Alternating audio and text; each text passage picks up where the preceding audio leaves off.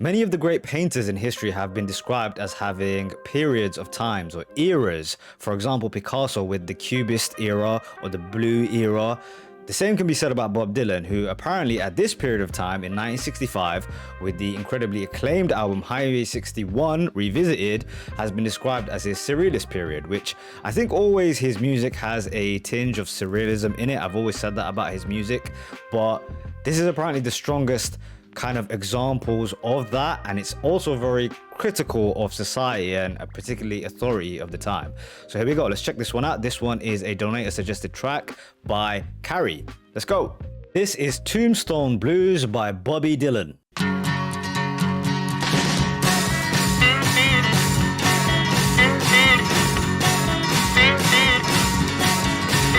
The sweet, pretty things on bed now, of course. The city fathers they're trying to endorse. The reincarnation of Paul Revere's horse. But the town has no need to be nervous. The ghost of Belle Star, she hands down her wits to Jezebel and Nun. She violently knits a bald wig for Jack the Ripper, who sits at the head of the Chamber of Commerce. Okay, let's break it down. So the first verse, he starts off with what odd drum beat as well. Very, very off center almost. I don't know how to quite describe it. It's a strange kind of weird tempo it creates, right? And then his ever idiosyncratic cadence over the top of it. You know, his flow reminds me of like ODB. If there's any hip hop fans who like both Bob Dylan and hip hop, tell me if I'm crazy. Sounds like ODB. So the first verse is about, I think, prostitution. The sweet, pretty things are in bed now. Of course, the city fathers they're trying to endorse. That is a reference to ladies of the night who are in bed with the city fathers they're trying to endorse. Like, as in the politicians, right? The guys who are like running for election, the city fathers, they're trying to endorse you, endorse your, your run at public office. The reincarnation of Paul Revere's horse. What a line. What a line. Paul Revere in historical American history, hopefully I have this right, he basically gave the message that a resistance was starting against the British, right? And he rode on his horse all night and he went to these towns in the East Coast around like Maine and Massachusetts, I believe that area of the country, and he got people to understand that a revolution was happening, and he got them all together. I think that's the story. The idea of pairing that with the last line, the city fathers are trying to endorse these men who are like supposed to be taking care of the nation, the reincarnation of Paul Revere's horse. That is Bob Dylan's wit right there. Love it. And then he's got other great lines. To Jezebel the nun, she violently knits. Jezebel in biblical stories is, of course, like a terrible woman, often promiscuous. And that paired with a nun, then you have a reference to Jack the Ripper. I didn't understand the Belle Star part. You lot can fill me in on that one. I'm not sure who the ghost of Belle Star is. Mama's in a factory, she ain't got no shoes. Daddy's in the alley, he's looking for food. I'm in the kitchen with the Tombstone Blues.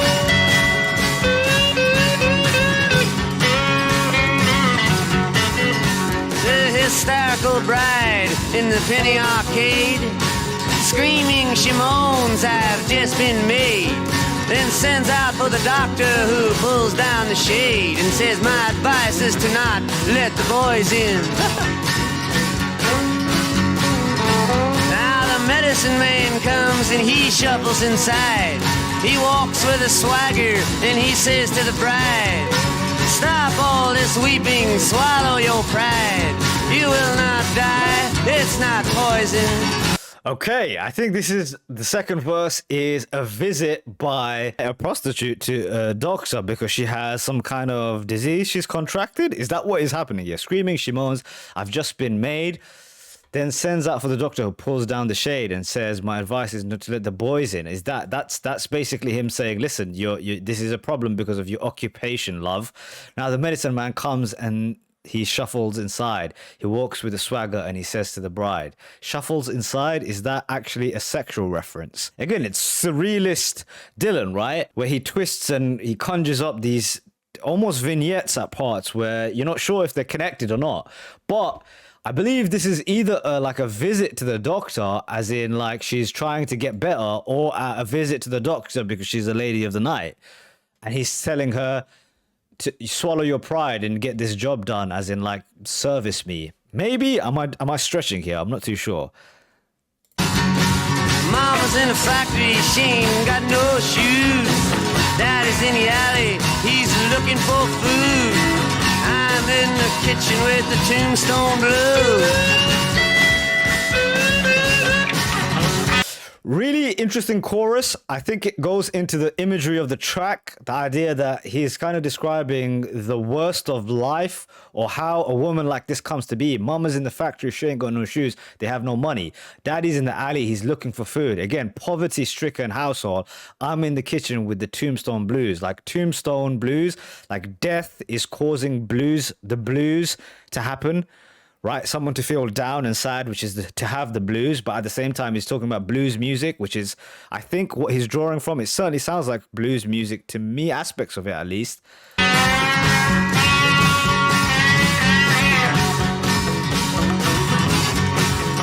Well, John the Baptist, after torturing a thief, looks up at his hero, the commander-in-chief, saying, "Tell me, great hero, but please make it brief. Is there a hole for me to get sick in?" The commander-in-chief answers him while chasing a fly, saying, "Death to all those who would whimper and cry." And dropping a barbell, he points to the sky, saying, "The sun's not yellow, it's chicken." So I'm not sure about the chicken line yet, but there's some great kind of dual references to biblical imagery and war, the idea of war and politicians, people in power. So like, well, John the Baptist, after torturing a thief, looks up to his hero, the commander-in-chief. He's looking up to God. But I think this also works as like a soldier, with the commander-in-chief being, of course, a general, or in America, the president, saying, "Death to all those who could whimper and cry." So follow my orders without any questioning of it, perhaps, is this what he's trying to preach. And dropping a barbell, he points to the sky, saying, "The sun's not yellow, it's chicken." I took this line now as maybe like the idea that politicians kind of distort the reality without even really telling you the truth. You know, the sun's not yellow, it's chicken. This idea of distorting whatever the truth is to fit their narrative. Is that what he's doing? Mama's in the factory, she ain't got no shoes. Daddy's in the alley, he's looking for food. I'm in the kitchen with the Tombstone Blues.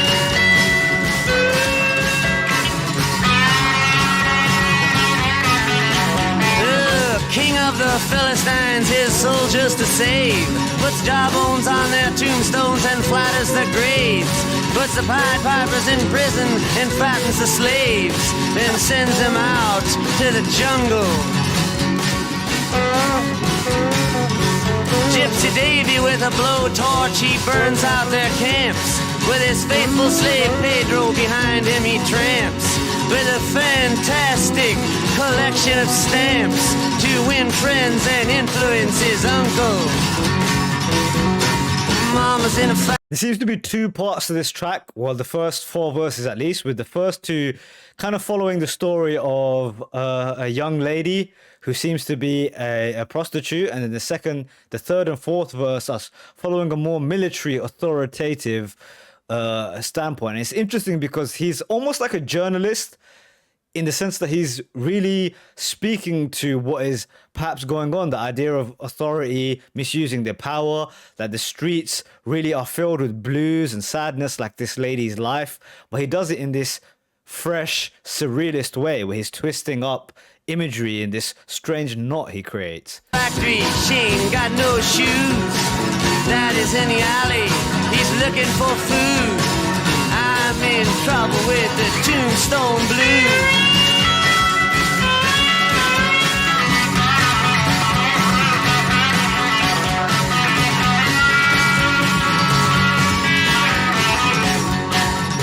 The geometry of innocent flesh on the bone causes Galileo's math book to get thrown at Delilah, who's sitting worthlessly alone, but the tears on her cheeks are from laughter.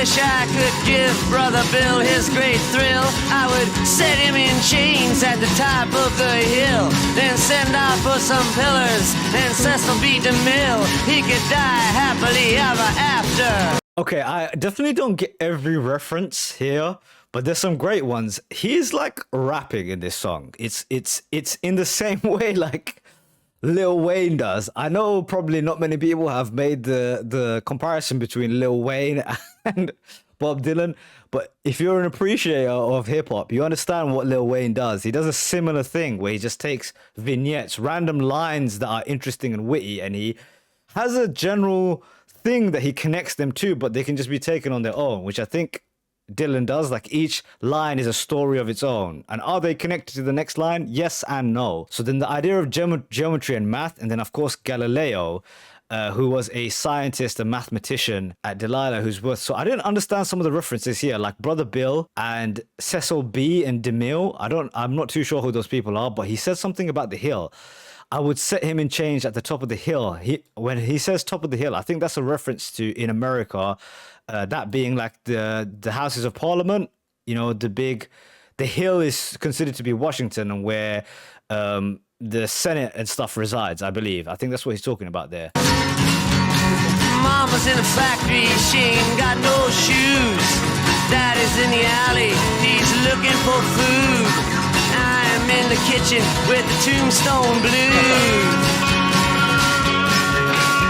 It's crazy he pairs these two things together, right? What's happening in Parliament and the misuse of power, and then the chorus always brings you back to reality. Well, this is also what's happening in life too, that there's people who's living like this.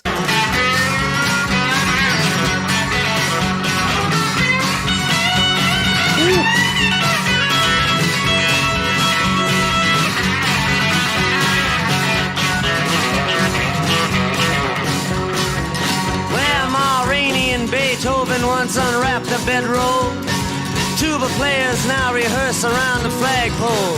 And the National Bank at a profit sells road maps for the soul to the old folks' home and the college. I wish I could write you a melody so plain that could hold you, dear lady, from going insane. That could ease you and cool you and cease the pain of your useless and pointless knowledge. Mama's in the factory, she ain't got no shoes. Daddy's in the alley, he's looking for food. I'm in the kitchen with the Tombstone blues. All right.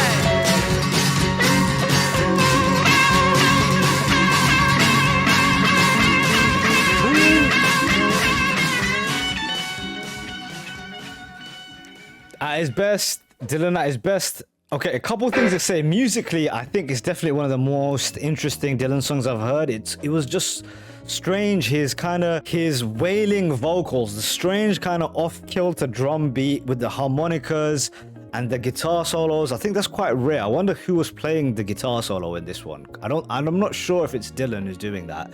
And then you have, of course, the main themes of the song, which are like human nature at its worst at times, you know, describing people like Jack the Ripper, the Jezebels of the world, and how that can cause pain and suffering because you've got people who live their lives like at this low level. And then he's speaking of authority and the kind of twisted ways in which they use their power, and how he would like to see them overthrown and in chains at the top of the hill. He's blended this all together in the story, and I don't know how he's done that exactly, but you know, that's why he's such a great writer. Well, a fantastic song. Fantastic song. I think a great example of Dylan's magical abilities with his pen. So, hope you guys enjoyed that one as much as I did.